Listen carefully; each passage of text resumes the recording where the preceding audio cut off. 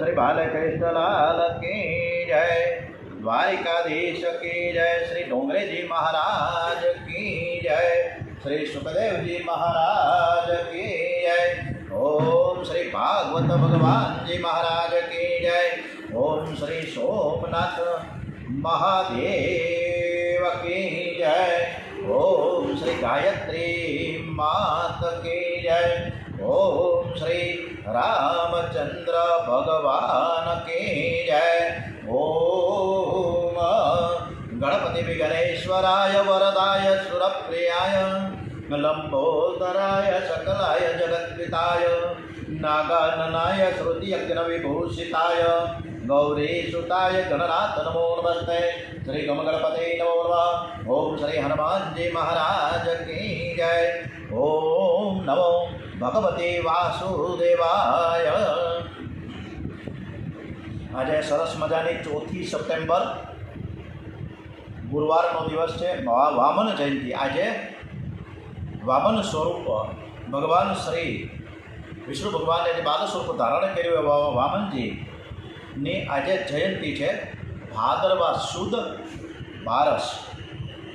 અને આજની કથા આપણે વામનજીની જ કરીએ। કદાચ તમને બધાને ખબર હશે કે વંથલીમાં વામનજીનું મંદિર છે અને આખા દેશમાં એકમાત્ર વામનજીનું મંદિર હોય તો વંથલીમાં જ છે। બીજે કદાચ જાણવામાં મને તો નથી આવ્યું। તો આપણે આજે 10મા સ્કંદ પહેલાં આપણે આજે વામન જયંતિ છે તો વામનજી મહારાજની પધરામણી કરીએ અને સરસ મજાની કથા કરીએ વામનજી ભગવાનની।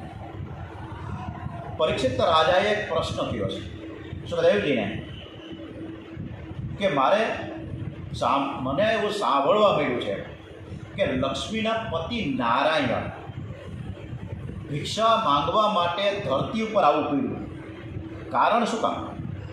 એવી હું જરૂર પડી કે ભગવાનને ભિક્ષા માંગવા માટે આવવું પડે?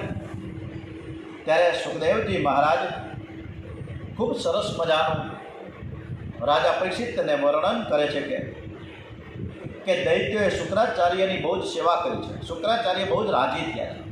એમણે દૈત્યોના રાજા છે બલિરાજા, એના હાથે એને વિશ્વજીત નામનો આ બરાબર સરસ મજાની કથા છે, બરાબર સાંભળજો એક કાને। આમ તો કાન તો 2 છે પણ છતાં આપણે એક કાને બરાબર સાંભળીએ। વિશ્વજીત નામનો યજ્ઞ કરાયો। પૂર્ણાહુતિના સમયે અગ્નિકુંડમાંથી સોનાનો રથ બહાર આવ્યો છે। બલિરાજાને રથમાં બેસાડ્યા છે। શુક્રાચાર્ય પોતાનું બ્રહ્મ તેજ આપ્યું। બલિરાજાને કહ્યું છે કે જ્યાં જ્યાં તમે જશો ત્યાં ત્યાં તમારી જીત થઈ જશે। બલિ મહારાજ સ્વર્ગમાં યુદ્ધ કરવા માટે ગયા। બલિરાજાની જીત થઈ, દેવોની હાર થાય। શુક્રાચાર્યનું જેને બળ મળે છે તેની જીત થાય જ। બલિરાજાને ઇન્દ્રાસન ઉપર બેસાડ્યા। શુક્રાચાર્યએ રાજ્યાભિષેક કર્યો છે અને હવે શુક્રાચાર્યએ બલિરાજાને આદેશ કર્યો કે તમે હવે અશ્વમેઘ યજ્ઞ કરો। એટલે જો અશ્વમેઘ યજ્ઞ કરશો ને તો કાયમ ને કાયમ તમે ઇન્દ્ર બનશો। એટલે શુક્રાચાર્યજી નર્મદાના કિનારે બલિરાજાને લાવ્યા। નર્મદા નદીના બૃહસ્પતિ તીર્થમાં બલિ મહારાજ અશ્વમેઘ યજ્ઞ કરવા બેઠા છે। હવે આ બાજુ દેવતાઓના હાથમાંથી સ્વર્ગ ગયું એટલે એની માતા અદિતિને બહુ જ દુઃખ થયું છે। કશ્યપ ઋષિની ખૂબ સેવા કરી અદિતિએ, પ્રસન્ન થયા। ઋષિએ કહ્યું કે દેવી તમે વરદાન માંગો। ત્યારે અદિતિએ કહ્યું કે મારા શત્રુઓનો નાશ થાય। દિતિ અને અદિતિ 2 બહેનો હતી। દિતિને હિરણ્યક્ષ અને હિરણ્યકશિપુ અને અદિતિને હવે આપણે કશ્યપ ઋષિ, એ 2 પતિ પત્ની ઋષિ દંપતી। એ કથા તરફ આપણે ખૂબ સરસ બને જ્યાં વામનજી મહારાજનું પ્રાગટ્ય થાય છે। ત્યાં તમે વરદાન માંગો। ત્યારે અદિતિએ કહ્યું કે મારા શત્રુઓનો નાશ થાય અને જે મારા બાળકો છે ને દેવતાઓ મારા બાળકો કહેવાય, એને ફરીથી સ્વર્ગનું રાજ્ય મળે આવી કંઈક તો કૃપા કરવો।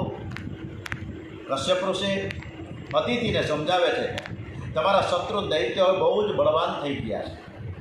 જેને માથે શક્તિનું છત્ર છે, જેણે સંયમનું બખ્તર પહેર્યું છે, જે સર્વ પ્રકારનું પાપ છોડીને પવિત્ર જીવન ગાળે છે, એને તો યુદ્ધમાં પરમાત્મા એટલે કે નારાયણ સ્વયં પણ મારી ન શકે। જે પાપ કરે છે એને જ ભગવાન મારે। એને તો યુદ્ધમાં આ દૈત્યો તો બધા જ હવે ધાર્મિક બહુ થઈ ગયા છે એટલે યુદ્ધમાં એને કોઈ નહીં મારી શકે। આપણે યુક્તિથી કામ કરવું જ પડશે. આમાંથી શત્રુનું મરણ નહીં થાય, મારા બાળકોને સ્વર્ગનું પાછું રાજ્ય પણ મળી જાય, આવું કંઈક કરીએ. એટલે તમારે એવું કરવાનું છે કે તમારે 12 દિવસનું આ પયવ્રત કરવાનું છે. કશ્યપ ઋષિ અદિતિને કહે છે 12 દિવસનું પયવ્રત, બરાબર. જે નિસંતાન દંપતી છે, જેને બાળકો થતા નથી અને જેને દવા દારૂ ચાલે છે, ઘણી પ્રકારની માનતાઓ કરે છે, એના માટેની આ વાત છે. એના માટે પયવ્રત વ્રત ધારણ કરવું જોઈએ. આ ભાગવતમાં 8મા સ્કંદમાં ડોંગરજી મહારાજના મુખેથી કહેવાયેલું છે. તો તમે 12 દિવસનું પયવ્રત ધારણ કરો. ભગવાન નારાયણ તમારા ઘેર પુત્ર રૂપે પ્રગટ થશે. ફાગણ મહિનો, અને આ ફાગણ મહિનો આવે ને ત્યારે તમારે વ્રત કરવાનું છે. ફક્ત દૂધ ઉપર જ રહેવાનું છે. માઘ કૃષ્ણ અમાવસ્યાના દિવસે જાણતા ન અજાણતા જે કંઈ પાપ થયું હોય એના વિનાશ કરવા માટે દેવ શુદ્ધિ પ્રાયશ્ચિત કરો. ફાગણ મહિનાની શુક્લ એટલે કે શુદ્ધ, ફાગણ સુદ પ્રતિપદાથી એટલે કે એકમથી દ્વાદશી સુધી, આજે 12 છે, આજે ભાદરવા સુદ 12 છે. તો ફાગણ મહિનાની સુદ એકમથી લઈને દ્વાદશ સુધી એટલે કે 12 સુધી 12 દિવસ સુધી તમારે ફક્ત દૂધ ઉપર રહેવાનું છે. વ્રતના 16 મંત્ર આપ્યા. લક્ષ્મી નારાયણની સ્થાપના તમારે કરવી જોઈએ. 1600 પ્રકારે આપણે પૂજા કરીએ. પૂજા થયા પછી યજ્ઞ કરીએ. અગ્નિ પ્રગટ કરીને ઓમ નમો નારાયણ સ્વાહા, ઓમ નમો નારાયણ સ્વાહા, ઓમ નમો નારાયણ સ્વાહા આ મંત્રથી અગ્નિમાં પાયસની આહુતિઓ આપવાના થાય. દિવસમાં 3 વખત સ્નાન કરવું. તે કાળ લક્ષ્મી નારાયણની પૂજા કરવી. કશ્યપ ઋષિ અદિતિને પયવ્રતની વિધિ સમજાવે છે. કોઈ જીવની હિંસા ન થવી જોઈએ, કોઈની નિંદા ન કરવી જોઈએ. કથા કૂથલી પંચાયત કાંઈ નહીં. રજસ્વલા સ્ત્રીની સાથે બોલવું પણ નહીં, અડવાની તો વાત જ નથી. દરરોજના 2 સરસ મજાના આજુબાજુમાંથી બ્રાહ્મણને બોલાવવા, 2 બ્રાહ્મણને જમાડવા. ફળ પણ ખાવાનું નથી, ફક્ત દૂધ જ. લક્ષ્મી નારાયણનું સ્મરણ કરતાં કરતાં રાત્રે પવિત્ર આસન ઉપર કોઈ પથારીએ સૂવાનું. આ રીતના 12 દિવસ આ પયોવ્રત. અને ત્રયોદશ આવતીકાલે 13 છે, પણ ભાદરવા સુદ 13 છે. આપણે ફાગણ સુદ 13ની વાત આવે છે. ફાગણ સુદ 13ને દિવસે ઉદ્યાપન થાય. ઉદ્યાપનમાં યથાશક્તિ ગાયોનું દાન કરવાનું છે. હવે ફાગણ મહિનો આવ્યો, ધીમે ધીમે ફાગણ મહિનો આવી ગયો. અદિતિએ કશ્યપ ઋષિને કહ્યું કે હું ફક્ત એકલી વ્રત કરું એવું થોડું ચાલે, આપણે બંને સાથે કરીએ તો ભગવાન જલ્દી આપણા ઉપર કૃપા કરે. અને પરમાત્મા અને આ બંને એના જ ઘરમાં, એના જ આશ્રમમાં એકબીજા સત્સંગ કરે છે. પતિ પત્ની સત્સંગ કરે છે. પરમાત્મા શ્રી કૃષ્ણ અતિશય કૃપા કરે છે ને. બરાબર, સાંભળજો. આપણે બધા જ પરીક્ષિત શ્રીઓ, મારી સામે અત્યારે 2 મોબાઈલ ચાલે છે. એક મોબાઈલમાં શૂટિંગ ચાલુ છે, યુટ્યુબ દ્વારા જે આપણે પ્રસારિત કરીએ છીએ. બીજો મારી સામે છે નીચે, એમાં અત્યારે 7 લગભગ 13 થી 14 જણા કથા સાંભળે છે. એ તમામ પરીક્ષિત શ્રીઓ. અને આજે એવો સરસ મજાના આપણે બધા ભાગ્યશાળી છીએ કે આપણને ઘરમાં જ બેઠા બેઠા સવારના પહોરમાં જ સત્સંગ મળે છે. 4 ગ્રંથોનું ખૂબ સરસ મજાનું અધ્યયન થાય છે. પહેલાં મહાભારત, પછી રામચરિત માનસ, પછી શ્રીમદ ભાગવત અને ડોંગરજી મહારાજની જ કથા, અને પછી સાધક સંજીવની આ ગીતા, જે હું તમને બતાવું છું. આ ગીતા આટલું બધું સરસ મજાની સાધક સંજીવની ગીતા, આ 4 ગ્રંથોનું રોજ આપણે અધ્યયન, પઠન, પાઠન અને ચિંતન કરીએ છીએ. જો પરમાત્માની અતિશય કૃપા હોય તો જ આ અમૂલ્ય આપણે તક મળે કથા સાંભળવાની. સત્સંગ છે ને એક મોટામાં મોટું તીર્થ છે. અને જેને ઘરમાં સત્સંગ મળે છે ને એને બહાર જાત્રા કરવાની જરૂર પડતી જ નથી. ગૃહસ્થ આશ્રમ ભક્તિમાં બાધક નથી. ભગવાનના બધા જ અવતારો ગ્રસ્થ અને ઘેર જ થયા છે.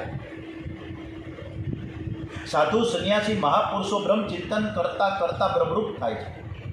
પણ ગૃહસ્થ આશ્રમમાં એવી શક્તિ છે કે પતિ પત્ની સાવધાન રહે, ધીરે ધીરે સંયમ વધારે ભક્તિમય જીવન ગાળે તો પરમાત્માને બાળક એ બનાવી શકે છે. આજે પણ પુરુષનું જીવન કશ્યપ ઋષિના જેવું હોય અને સ્ત્રી એ અદિતિ બને તો ભગવાન પુત્ર રૂપે પ્રગટ થાય છે. અદિતિ અને કશ્યપ ઋષિએ 12 દિવસનું પયોવ્રત કર્યું છે. આખો દિવસ દૂધ ઉપર રહીને નારાયણનું ધ્યાન, નારાયણની પૂજા, નારાયણનું સ્મરણ કરે છે. શ્રીમન નારાયણ નારાયણ હરિ હરિ, શ્રીમન નારાયણ નારાયણ હરિ હરિ, ભજમન નારાયણ નારાયણ હરિ હરિ. વ્રત શા માટે કરવું જોઈએ? વ્રત શા માટે? વ્રત છે એ જગતને ભૂલવા માટે છે અને પરમાત્માના દર્શનમાં, એના સ્મરણમાં મનને એકાગ્ર કરવા માટે લક્ષ્ય આ વ્રત છે. ફળાહાર કરી પરમાત્માનું ધ્યાન સ્મરણ કરવાથી ઉપવાસ થાય છે. જગત ભૂલવા માટે વ્રત છે. પરમાત્માના દર્શન સ્મરણમાં તન્મયતા થવા માટેની આ વ્રત છે. પરમાત્માએ બધાને ધન આપવામાં થોડી વિષમતા કરી છે. કોઈને વધારે ધન આપ્યું છે તો કોઈને ઓછું આપ્યું છે, પણ ભગવાન મન તો બધાને સરખું જ આપે છે. મન પાપ કરવા માટે આપ્યું નથી, ખરાબ વિચાર કરવા માટે નથી આપ્યું. મન પવિત્ર વિચાર કરવા માટે આપ્યું છે, પરમાત્માનું ધ્યાન કરવા માટે આપ્યું છે. મન વિષયોનું ચિંતન કરે તો વિષયાકાર બને, નારાયણનું ચિંતન કરે તો નારાયણકાર બને. 12 દિવસનું વ્રત પૂરું કરી ત્રયોદશીના દિવસે ઉદ્યાપન પછી રાત્રે પ્રસાદ ગ્રહણ કરી અદિતિ માતા સૂતેલા હતા. ત્યારે સ્વપ્નમાં ચતુર્ભુજ નારાયણ ભગવાનના દર્શન થયા છે. અદિતિમાં સ્વપ્નમાં ભગવાનના દર્શન કરે છે અને સ્વપ્નમાં સ્તુતિ કરે છે. અદિતિ માના પેટમાં ગર્ભ રહ્યો છે. માના મુખમાં તેજ બહુ દેખાય છે. કશ્યપ ઋષિને ખાતરી થઈ ગઈ કે ભગવાન નારાયણ પધાર્યા છે. માતાજીના ઉદરમાં બિરાજેલા પરમાત્માની દેવો અને ગંધર્વ સ્તુતિ કરી રહ્યા છે. હવે ભગવાન પ્રગટ થવાના છે. મધ્યાહન કાળમાં કશ્યપ ઋષિ મધ્યાહન સંધ્યા કરવા માટે ગંગા કિનારે ગયા છે. એકલા અદિતિ આશ્રમમાં બિરાજેલા છે. પરમાત્માના દર્શન માટે પ્રાણ તરસે છે. ક્યારે મારો ભગવાન પ્રગટ થશે? વૈષ્ણવો દર્શન માટે આતુર બને ત્યારે જ અવતાર થાય છે. પરમ પવિત્ર સમય પ્રાપ્ત થયો. 10 દિશાઓ પ્રસન્ન થઈ. મંદ સુગંધ શીતળ એવો વાયુ આવવા લાગ્યો છે. આકાશમાં દેવો અને ગંધર્વો દુધુંબી વગાડે છે. નગારા વાગવા લાગ્યા. અપસરાઓ નાચી રહી છે. આજે અગ્નિહોત્રી બ્રાહ્મણોના ઘરમાં અગ્નિકુંડમાં બિરાજેલા અગ્નિદેવ બહાર આવે છે. બ્રાહ્મણોને અતિશય આનંદ થઈ ગયો. અમારા ઘરમાં ભગવાન પધારવાના છે. પરમ પવિત્ર ભાદ્રપદ માસ શુક્લ પક્ષ અને આજની તારીખ જ છે ભાદરવા સુદ દ્વાદશ. ભાદ્રપદ શુક્લ પક્ષ અને દ્વાદશી તિથિ કે જેને મહાપુરુષો વિજયાદશમી કહે છે. મધ્યાહન કાળમાં અભિજીત મુહૂર્ત માતા અતિથિની સન્મુખ. બોલીએ શ્રી દ્વારિકાધીશ કી જય, શ્રી કૃષ્ણ કનૈયાલાલ કી જય, ઓમ શ્રી લક્ષ્મી નારાયણ ભગવાન કી જય, શ્રી ભાગ્ય બિહારી મહારાજ કી જય. દેવોએ પુષ્પવૃષ્ટિ કરી છે. કશ્યપ ઋષિને ખબર પડી મારે કેર ભગવાન પધાર્યા છે. સંધ્યાથી કે નિત્ય કર્મ પરિપૂર્ણ થયું. દર્શનની આતુરતા દોડવા લાગ્યા. પગમાં પાવડી, હાથમાં કમંડળ. કશ્યપ ઋષિ દોડે અને જ્યાં ઘરમાં પ્રવેશ કર્યો ચારે બાજુ પ્રકાશ પડ્યો છે. અને જ્યાં ઘરમાં પ્રવેશ કર્યો ચારે બાજુ પ્રકાશ પડ્યો રહે. એ પ્રકાશમાં શંખ ચક્ર ગદા પદ્મધારી ચતુર્ભુજ નારાયણના દર્શન કરતા કરતા અતિશય આનંદ થયો છે. ગાયત્રી મહામંત્રનો જપ કરતા આ જ સ્વરૂપનું હું ધ્યાન ધરું છું. મારા ઈષ્ટદેવ મારા ઘેર આજે પ્રગટ થયા છે. અતિ આનંદ થઈ ગયો અને ભગવાનનો જય જયકાર કર્યો છે. માતા પિતાને સ્વરૂપનું ભાન કરાવ્યું. પછી તે ચતુર્ભુજ સ્વરૂપ અંતર ધ્યાન કરી 2 હાથવાળા બોલીએ શ્રી બટુક બ્રહ્મચારી વામનજી મહારાજ કી જય. આજે વામન જયંતિના દિવસે આપણે વામન ભગવાનને કોટી નમસ્કાર કરીએ. બટુક બ્રહ્મચારી શ્રી વામનજી મહારાજના દર્શન કરવા માટે બ્રહ્માદિ કે દેવો પણ આવ્યા. બ્રહ્માજીએ કશ્યપ ઋષિને ધન્યવાદ આપ્યા છે. આજે તમારો ગૃહસ્થ આશ્રમ સફળ થઈ ગયો છે. આજે તમે તો જગત પિતાના પણ પિતા બન્યા છો. આ બાળક કોઈ સાધારણ નથી. વામનજીની બાળ લીલા છે જ નહીં, કે વર્ણન જ નથી બાળ લીલાનું. 7 વર્ષનું બાલ સ્વરૂપ પ્રકટ થયું છે. બ્રાહ્મણનો બાળક 7 વર્ષનો થાય એટલે જનોઈ આપવી જ જોઈએ. માતા પિતાએ જે જનોઈ આપી છે એ બહુ જ પવિત્ર. માતા પિતાએ જે જન્મ આપ્યો છે તે બહુ પવિત્ર નથી એવું શાસ્ત્રો કહે છે. પરંતુ જ્યારે બ્રાહ્મણને જનોઈ આપે છે ત્યારે તેનો બ્રહ્મ સંબંધ થાય છે. જનોઈના મંત્ર જેવા છે. જનોઈ મળે ત્યારે મા બાપ બદલાઈ જાય, નવો જન્મ થઈ જાય છે. પિતા પુત્રને કહે, આજથી તું મારો દીકરો નહીં, આજથી તું સૂર્યનારાયણનો દીકરો. હું તને સૂર્યનારાયણને અર્પણ કરું છું. હવે સૂર્યનારાયણ તારા પિતા છે અને બ્રહ્મ વિદ્યા સ્વરૂપ ગાયત્રી માં છે, તારી માં છે. જનોઈ વેદોએ આપેલી ચપરાશ છે. કશ્યપ ઋષિ વામનજીને જનોઈ આપવાનો નિશ્ચય કરે છે. સાક્ષાત અને કેવી રીતે જનોઈ પાડી, બહુ અદ્ભુત. આ કથામાં બહુ અદ્ભુત છે. જનોઈનો પ્રસંગ કેવી રીતે થયો. સાક્ષાત સૂર્યનારાયણ ભગવાન પધાર્યા છે. વામનજીને એકાંતમાં ગાયત્રી મહામંત્રની દીક્ષા આપી છે. સૂર્યનારાયણ જાતે દીક્ષા આપે એટલે દેવ થાય. દીક્ષામાં એવી શક્તિ છે. ગાયત્રી મંત્રનો ઉપદેશ કર્યો છે. મંત્રને ગુપ્ત રાખજો. મંત્રની બહુ જાહેરાત થાય તો શક્તિનો વિનાશ થાય છે. નામની ધૂન થાય, મંત્રની ધૂન થતી નથી. મંત્ર એકાંતમાં પવિત્ર અવસ્થામાં જપવાનો છે. વામનજી હવે બ્રહ્મચારી થયા. હવે બ્રહ્માજી આવ્યા. બ્રહ્માજી ઉપસ્થિત થયા છે. વામનજીને કમંડળ આપ્યું છે અને ભૂમિ ધરતીમાં આવ્યા. ભારત માતા આવ્યા અને આ બ્રહ્મચારીને બેસવા માટે મૃગ ચર્મનું આસન આપ્યું છે. અદિતિ માતાએ લંગોટી પહેરાવી. સાક્ષાત માતા પાર્વતીજી ભિક્ષા આપે છે. ખૂબ જ અદ્ભુત આ કથા છે. પાર્વતીજી આવ્યા છે. પહેલી વહેલી ભિક્ષા પાર્વતીજી આપી છે. બૃહસ્પતિ વામનજીને સમજાવે છે કે બેટા, ત્રિકાળ સંધ્યા કરજે. આજથી તું બ્રહ્મચારી છો. કોઈ પણ સ્ત્રીને તારે અડકવાનું નથી. આપણા શાસ્ત્રમાં એવું લખ્યું છે કે સ્ત્રી સાધુને, સંન્યાસીને, બ્રહ્મચારીને દૂરથી વંદન કરે, સ્પર્શ ન કરે. શાસ્ત્રોમાં તો ત્યાં સુધી લખવામાં આવ્યું છે કે બ્રહ્મચારી, સાધુ, સંન્યાસી લાકડાની પૂતળીને પણ અડકે નહીં. આટલું બધું ખૂબ સરસ મજાનું સમજાવ્યું છે બૃહસ્પતિએ. બૃહસ્પતિ છે દેવોના ગુરુ છે બૃહસ્પતિ. અને શુક્રાચાર્ય એ દૈત્યોના ગુરુ છે. વામનજી મહારાજ બ્રહ્મચારી ધર્મની મર્યાદાનું પાલન કરે, સંધ્યા કરે છે. વામનજી મહારાજને લંગોટી વિના બહુ કોઈ વસ્ત્ર નથી. મુખમાં બ્રહ્મતેજ છે. બ્રહ્મતેજ લલાટમાં, આંખમાં હોય છે. જેના દર્શન કરતાં સત્કર્મની પ્રેરણા મળે, જેના દર્શન કરતાં મન શુદ્ધ થાય, જેના દર્શન કરતાં ભગવાનની યાદ આવે અને બ્રહ્મતેજ કહે છે. શિયાળામાં કેટલાક લોકો વસાણું બહુ ખાય છે, તેથી એનું બ્રહ્મતેજ, તેનું તેજ વધવા લાગે છે માને છે. પણ એ બ્રહ્મતેજ જુદું છે. એ ખાલી ખોટું તેજ કહેવાય. વામનજી મહારાજને રસ્તામાં જે કોઈ મળે દર્શન કરે, સાષ્ટાંગ વંદન કરે છે. પરિચય વિના પ્રણામ કરવાની ભાવના જાગે તો સમજવું કે ત્યાં બ્રહ્મતેજ છે. અનેક દેશને પવિત્ર કરતાં કરતાં વામનજી મહારાજ નર્મદાના કિનારે આવ્યા છે. મોટો બધો મંડપ બાંધેલો છે. યજ્ઞ મંડપમાં બિરાજેલા ભાર્ગવ બ્રાહ્મણો વેદ મંત્રો હરિ ઓમ જગ્નેન જગ્નમય જંત દેવા સાની ધર્માણી પ્રથમાન્યાસન દેહનાકમ મહિમાનસ સંત યત્ર પૂર્વે સાત્યાહ શાંતિદેવા નાના સુગંધિ પુષ્પાણી યથા કાલોદ્ભવાનિ જ ઓમ પુષ્પાંજલિ મર્યાદત ગૃહાણ પરમેશ્વર ઓમ ભૂર્ભુવસ્વ ઓમ અગ્નહે સ્વાહા ઓમ અગ્નહે સ્વાહા ઓમ અગ્નહે સ્વાહા. વામનજી મહારાજ 7 વર્ષના શુક્રાચાર્યજી અને બીજા ઋષિઓ તો વયોવૃદ્ધ છતાં પણ ઉઠીને ઊભા થયા, સન્માન આપ્યું. વામનજી મહારાજ કે જય જયકાર શરૂ થયો છે. બલિરાજાને કાને અવાજ થયો. દોડતા આવ્યા. વામનજીના દર્શન કરતા આનંદ થયો. 7 વર્ષની એક બાલ મૂર્તિ પધારી છે. શ્રી અંગ તો કેવું સરસ મજાનું સ્વરૂપ છે વામનજીનું. શ્રી અંગ છે મેઘના જેવું શ્યામ છે. પગમાં પાવડીઓ, હાથમાં કમંડળ, લંગોટી વિના બીજું કોઈ વસ્ત્ર નથી.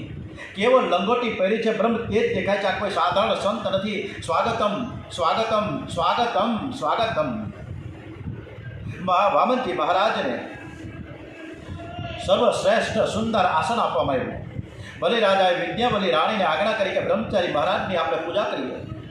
જલ્દી તૈયારી કરો. ચંદન, શ્રીફળ, ફૂલની માળા, પંચાયત પૂજાની સર્વ સામગ્રી તૈયાર થઈ ગઈ. સોનાની જારીમાં પવિત્ર નર્મદાનું જળ આવ્યું. વિંધ્યાવલી રાણી સાથે અનેક સ્ત્રીઓ પણ બ્રહ્મચારીને જોવા માટે આવી છે. સ્ત્રીઓને વામનજીના દર્શન કરતા અતિ આનંદ થયો છે. એ વાતો કરે છે કે આ બાળકની માએ બહુ બહુ પુણ્ય કર્યું હશે. કેવો સરસ મજાનો દેખાવડો રૂપકડો બાળક છે. આવો સુંદર બાળક જે માની ગોદમાં રમતો હોય તે માને કેવો આનંદ હોય, આવો જગતમાં નહીં હોય. વિંધ્યાવલી રાણી વામનજીના ચરણ ઉપર જળ પધરાવે છે. બલિ મહારાજ ચરણ હાથમાં લઈને પખાડે છે. ચરણ અતિ કોમળ છે, ચરણના તળિયા લાલ છે, ચરણમાં સ્વસ્તિકનું ચિહ્ન છે, કમળનું ચિહ્ન છે. ચરણના નખ રત્ન જેવા છે. ચરણની સેવા કરતા બલિરાજા નખમાં પોતાનું મુખ દેખાયું. ચરણનું તીર્થ બલિરાજાએ મુખમાં મસ્તકમાં પધરાવ્યું છે. જેના ચરણ પખાડવામાં આવે છે ને તેના પુણ્યનો નાશ થાય છે. જે ચરણ પખાડાય છે તેને પુણ્ય મળે છે. બલિરાજા વામનજી મહારાજની પૂજા કરે છે. એક સમયે બ્રાહ્મણો વેદ મંત્ર બોલે છે.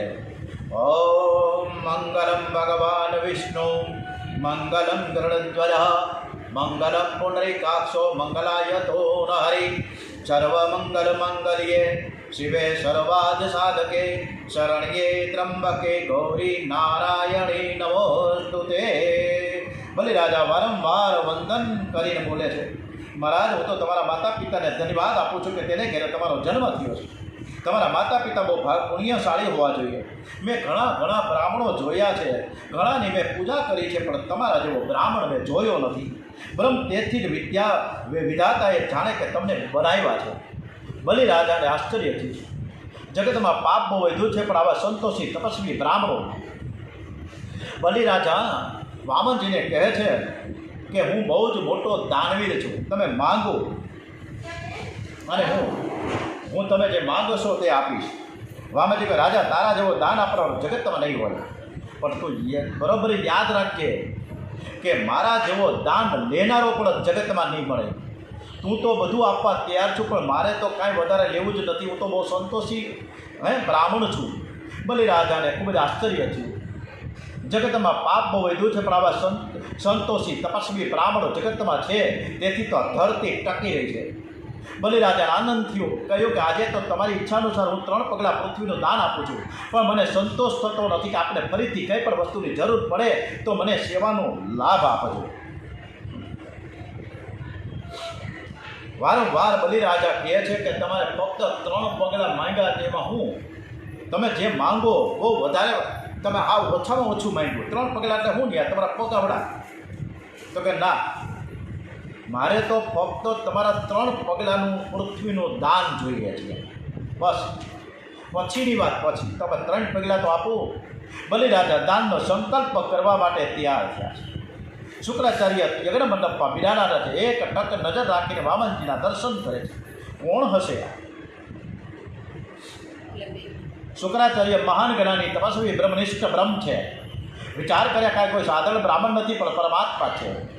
એને બલિરાજાને કહ્યું કે હે બલિ, આજ છે સાક્ષાત ભગવાન વિષ્ણુ અવ્યય કશ્યપ આદિ જાગ્યા દેવોના કાર્ય સાધક. હે રાજન, દાન આપવાની ઉતાવળ તમે ન કરો. આ બ્રહ્મચારીના પગલાં કેવા છે તું બરોબર જાણતો નથી, હું બરાબર જાણું છું. તને હાવ લૂંટી લે, ભિખારી બનાવી દે. આ એ પ્રકારના તારે ઘરે જે પરમાત્મા છે ને બટુક સ્વરૂપ ધારણ કરીને આવ્યા છે, એટલે બહુ સમજી વિચારીને તું જા. આવી રીતના ન કરાય કોઈ દિવસ. અને તો દેવામાં ખૂબ જ ધ્યાન રાખ. પણ એમ છતાં પણ બલિરાજા કે નહીં, મારે તો એણે જે દાનનો મેં સંકલ્પ કર્યો છે કે મારે આપવું છે તો મારે આપવાનું જ રહીએ. દાન આપવાનો મુખ્ય અધિકાર તો ગૃહસ્થને જ આપ્યો છે. બીજા કોઈ દાન ન આપી શકે, ગૃહસ્થ જ આપી શકે. સાધુઓ વધારે ભેગું કરે નહીં અને દાન આપવાની ઈચ્છા પણ રાખે નહીં. સાધુ, સંન્યાસી, બ્રહ્મચારી જે કોઈ આંગળે આવે તેનું સન્માન કરવું એ ગૃહસ્થનો ધર્મ છે. ઘરમાં જે કંઈ આવક થાય તેનો 5 ભાગ ધર્મને માટે જુદો રાખો. ધનની શુદ્ધિ છે ને એ દાનથી થાય છે, અને તનની શુદ્ધિ છે ને એ સ્નાન કરવાથી થાય, અને મનની શુદ્ધિ પરમાત્માનું ધ્યાન કરે ને તો થાય છે. બહુ ધન આપે તેથી કંઈ મન શુદ્ધ ન થાય. સંસારનું ધ્યાન કરવાથી મન બગડ્યું છે. પરમાત્માના મંગલમય સ્વરૂપનું મન ધ્યાન કરે ને તો બગડેલું મન શુદ્ધ થાય છે. દાન આપવાથી ધનની શુદ્ધિ થાય. પ્રત્યેક ધંધામાં પાપ થાય છે. થોડું નાનું મોટું પાપ થતું જ હોય છે એમ કેમ પ્રકારે. જેનું ધન શુદ્ધ નથી તેનો વ્યવહાર શુદ્ધ થઈ શકે નહીં. ભાગવતમાં તો આજ્ઞા આપવામાં આવી છે કે ગ્રસ્ત પંચમાસ ભાગ ધર્મને માટે જુદો રાખે. પણ કળિયુગમાં મોંઘવારી બહુ વધી ગઈ છે એટલે મનુ મહારાજ જાણતા હતા પંચમાસ ભાગ ધર્મદામાં વાપરતા લોકોને ત્રાસ થશે, નહીં કાઢવી હતી. એટલે 10મો ભાગ રાખવાની વાત કરી કે તમે પરોપકારમાં, ભગવત સેવામાં તમારા હાથે કાંઈક સદુપયોગ કરો. તમારા હાથે જે વાપરશો ને એ જ સાથે આવશે. બેંકમાં જમા રાખેલું કંઈ સાથે નથી આવતું. પરંતુ દાન પણ વિવેકથી આપો. અતિ દાન આપો તે પણ સારું નથી. ધનનો એક ભાગ ધર્મને માટે રાખો. ડોગરેજી મહારાજ એક કઈ રીતે 100 રૂપિયાનો હિસાબ રાખ્યો છે. કેવી રીતે કે 100 રૂપિયા હોય તો ધનનો એક ભાગ ધર્મને માટે રાખો. ધનનો એક ભાગ મોજ શોખમાં વાપરો તો એ ક્ષમ્ય છે. ભાગવતમાં કામાય શબ્દ લખ્યો, મોજ શોખમાં વાપરો પણ વધારે ન વાપરશો. કેટલાક લોકોના પૈસા ફેશનમાં જાય છે, વ્યસનમાં જાય છે. કેટલાક લોકોના પૈસા છે ને ખોટી રીતે દુરુપયોગ થાય છે. ધન છે ઝેર છે. મોજ શોખમાં થોડું વાપરજો. ધનનો એક ભાગ કીર્તિને માટે વાપરજો. ધનનો એક ભાગ ભવિષ્યનો વિચાર કરીને સંગ્રહ કરો. 12 વર્ષે કાળ પરિવર્તિત થાય છે. આજે જેવી આવક આજે છે એવી કદાચ આવક આવતીકાલે ન પણ હોય. અને આજે આવતીકાલે જે આવક હોય કદાચ પરમ દિવસે ન પણ હોય. એટલે ધનના જે કંઈ આપણો ભાગ છે એમાં આપણો પોતાનો કોઈ અધિકાર નથી. સમાજનો પણ એમાં છે. શુક્રાચાર્ય બલિરાજાને સમજાવે છે કે હાથમાં આવેલ પૈસાનો વિવેકથી સદુપયોગ કરો. એવું દાન આપવું નહીં કે જે દાન આપ્યા પછી ઘરના લોકો દુઃખી થાય.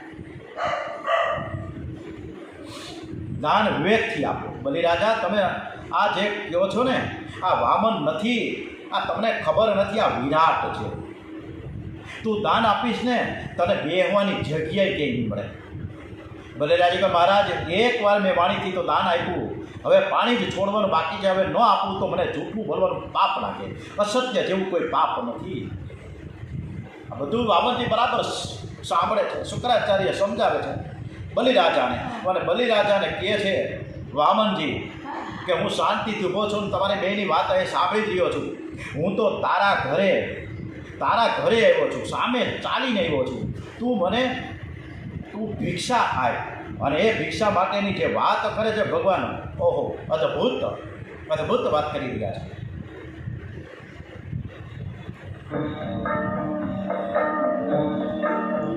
તેરે દ્વાર ખડા ભગવાન હો,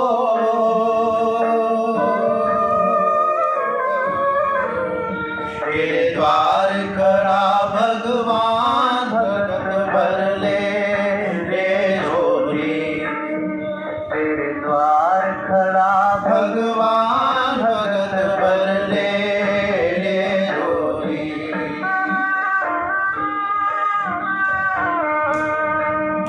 तेरा होगा बड़ा एहसान कि जुग जुग तेरी रहेगी शान. भगत भर ले रे झोली. तेरे द्वार खड़ा भगवान भगत भर લે રે. કેટલું સમજાવે છે ભગવાન વામનજી. હું તારા ઘરે આવ્યો છું, મારી જોડી ખાલી છે, તું ભરી દે.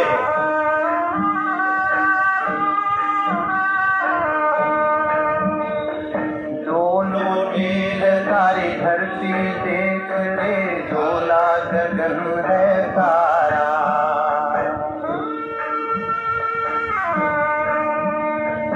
डोल उठी है तारी धरती देख रे झोला गगन है तारा. भीख मांगने आया तेरे घर, जगत का पालन हारा रे, जगत का पालन हारा. मैं आज तेरा मेहमान, कर ले रे मुझसे जरा पहचान. भगत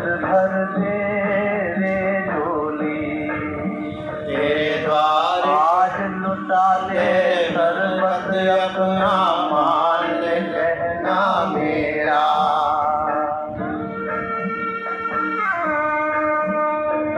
आज लुटा मेरे दरबत अपना मान कहना मेरा।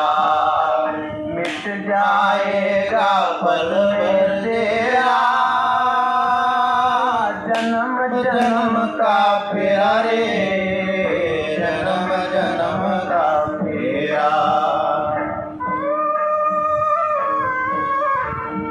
तू छोड़ सकल अभिमान अमर कर दे रे, तू अपना दान भगत भर दे रे होली। तेरे द्वार खड़ा भगवान भगत भर ले झोली। भगवान બલિરાજાને શુક્રાચાર્ય આમ સમજાવે તો ભગવાન બલિરાજાને કહે છે કે તારા ઘેર સામેથી આવ્યો છું અને તારે દાન આપવું જ જોઈએ. અને બલિરાજાને વારંવાર શુક્રાચાર્ય સમજાવવા છતાં પણ એ સમજતા નથી. ત્યારે એ ઝાડીની અંદર ઘૂસી ગયા કે હું પાણી બહાર સંકલ્પ માટે કાઢું, જળ બહાર કાઢું તો સંકલ્પ થાય ને. અને ભગવાનને ખબર પડી કે શુક્રાચાર્ય ઝાડીના નાળચામાં ગરીને બેઠા છે. એ ખડી લઈને ભોગાવી. શુક્રાચાર્યજીની આંખ ફૂટી ગઈ. જો વધારે હું હવા હલાહલી કરીશ ને તો બીજી આંખે ફોડી નાખશે. બહાર નીકળી ગયા. સંકલ્પ થઈ ગયો. ખૂબ સરસ મજાની અદ્ભુત આ કથા તરફ વામન જે 1000 હાથવાળું વિરાટ સ્વરૂપ ધારણ કર્યું છે. 1000 હાથ છે. વામનજીના ચરણ ધરતીમાં, મસ્તક છે બ્રહ્મલોકમાં. વામનજીના શ્રીઅંગમાં બધા જ દેવો અને ઋષિઓ દેખાડા. વામનજી આખું જગત વ્યાપી દીધું. વિશાળ વામનજીનું દિવ્ય સ્વરૂપ. એક જ પગલામાં પૃથ્વી આવી ગઈ. બીજો પગ ઉઠાવ્યો, બ્રહ્મલોકમાં લઈ ગયા. બ્રહ્માજી વામનજી મહારાજના ચરણની પૂજા કરે છે. 2 પગલામાં બલિરાજાનું બધું જ રાજ્ય આવી ગયું. ત્રીજું પગલું મૂકવું ક્યાં, જગ્યા જ ન રહી.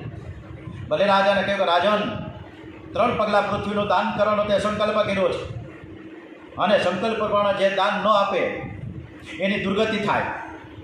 બ્રાહ્મણને તમે છેતરો છો. અરે બલિરાજા છેતરે છે કે વામનજી મહારાજ બલિરાજાને છેતરે છે ખબર પડતી નથી.